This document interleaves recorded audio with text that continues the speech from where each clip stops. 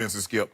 The four that really come to my mind, and I think you will agree with this, you go back to the Washington, 83 Washington, the 99 Rams, 07 Patriots, 13 Broncos. Historically great. I'm talking about Randy Moss and Tom Brady, 23 total touchdowns. Tom Brady had 50 touchdowns, 8 picks. You go to the 99, the greatest show on turf. Kurt Warner was also MVP. Tom Brady was also MVP. Peyton Manning in 2013 had 5 guys with double-digit touchdowns. MVP. You see where I'm going there, Jenny? You see what I'm doing there? Now, the greatness doesn't, well, we good at home and then bad on the road. You see, Skip, I don't know if you noticed this. The Cowboys went 1-6 against playoff teams. They averaged 37 points a game in the 17 in their wins, 17 points in the losses.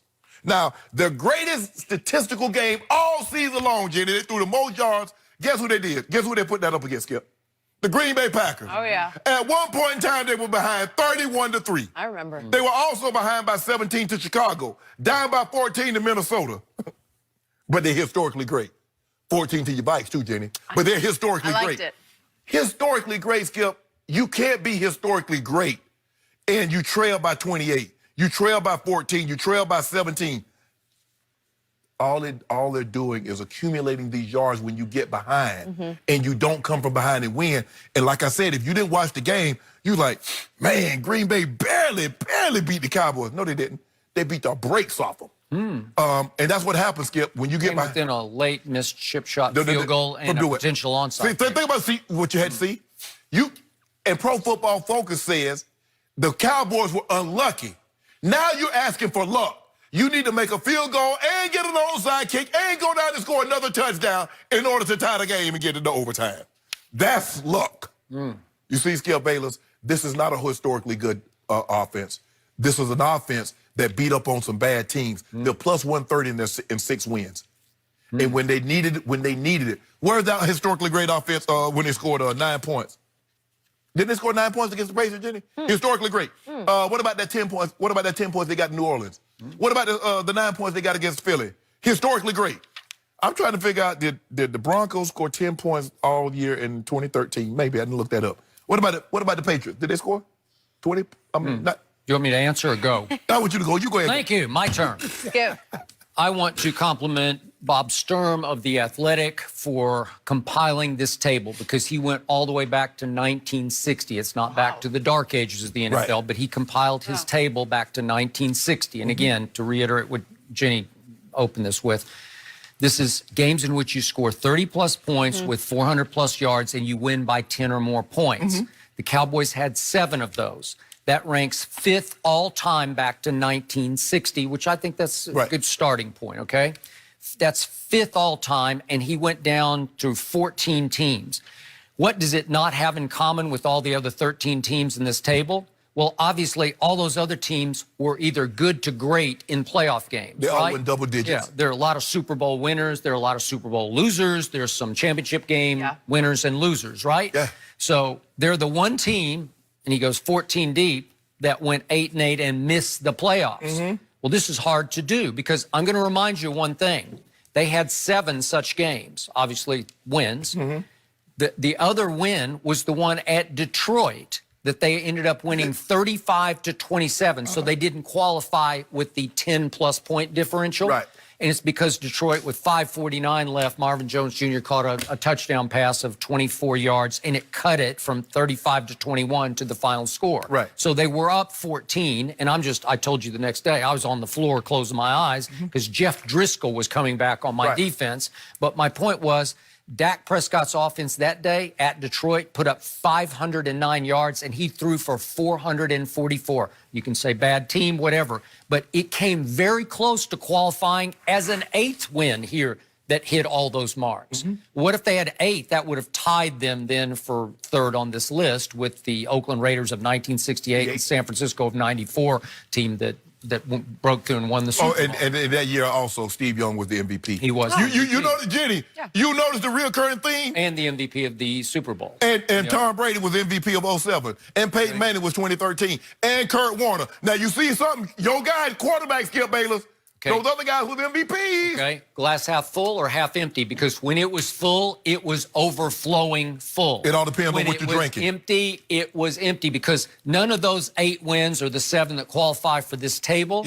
they weren't comeback wins because they weren't down 31-3 and coming back to win. Yeah. They just exploded on these teams. You can call some of them bad teams. I don't think you thought the Eagles were a bad team. I don't think you thought the Rams were a bad team. No. Right? But you got Washington twice. You got the Giants twice. Okay. So that's 4-7. So did the Eagles. Right? You take that, Skip. You're 5-1 in your division. Where you're outside of the division. 3-7. Okay. Or the worst division in football. So let's look at the margins of losses here. This is why Jerry's about to keep Jason Garrett. Okay. He's looking at margins of losses, and the only game that got kind of quote unquote out of hand was the Buffalo game on Thanksgiving. And that's a bad one to get out of hand because that's the most watched game of the whole NFL season, the later game on Thanksgiving, right? Over 32 million people. And they fell behind 26-7 to Josh Allen and the Buffalo Bills at Jerry World. And then they got it back to 26-15, but it wasn't like the comeback against Aaron Rodgers or the comeback at the Jets when they came from 21-3 down to within a 2-point conversion pass of going to overtime. But doesn't that explain the yardage? When you get that down, teams are like, we're going to give you nothing cheap or deep. Okay, no, that yardage doesn't count in this table. Yes, it does. No, it does not. It does not. We're just doing the wins. But that's what by 10 plus. But that's what you can forget all those games. But I'm saying, forget the Green Bay, forget the Jets. No, but I'm not counting. No, I'm saying you can count the yards in that they ran away with the total yards for the season. Yes, I'll give you that. No, but I'm saying, but if you look at it, Skip, 4 of the 7 came against Washington and the Giants. Okay, but look what Philly did. Philly barely beat the Giants in overtime, and it went down to 26 seconds left just 2 weeks ago at Washington for Carson Wentz to finally hit Little Ward Jr. for the touchdown. So don't tell me they weren't competitive within the division. But my team just wasted them every time they played them. What would Dak have done minus his 3 top receivers? Because that's what Walker to him did. Well, he had Zach Ertz, right? No, Zach Ertz weren't there. Okay, he had him against the Giants. Yeah. No, not this last game. Yeah. And he won on the road. But I mean, the one that they started their win. Yes. He had him, right? He didn't have his 3 top receivers. Hold on just a second. I dropped my microphone. Yeah, that's what I've been doing. That's what I've been doing since I got here in 2016. Drop the mic on it. Jeez, come on. So I'll have to just talk like this the rest of this one. Sorry about that. Hello, testing. 1, 2, 3, 4. It's not working. So here's the point of this. Margins of losses. Yes. Okay, so they lost by 2 at the Saints, 10 to the Packers, but it got close at the end. 2 at the Jets, 4 to the Vikings, and they should have won the game. I'm sorry, but they just should have handed it to Zeke twice, threw it to Zeke, and they lost by 4. But there's no shame in that. Patriots by 4, they hung in that game, and then the Bears by 7, and the Eagles by 8. So they wiped out the Eagles and then lost by 8, and Carson Wentz managed 17 points in the win. Okay, you say how many they lost by to the Packers?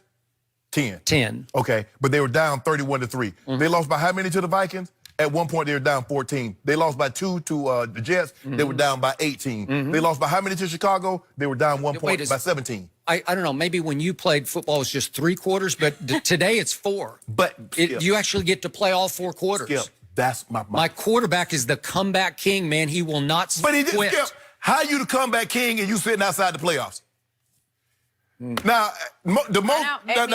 only gets you so far. Now, what I'm thinking, Skip, 2020, I'm thinking like, you know what? Dak should not have been worried about no celebration. Dak should have been in his game plan. But he out there partying. He with me.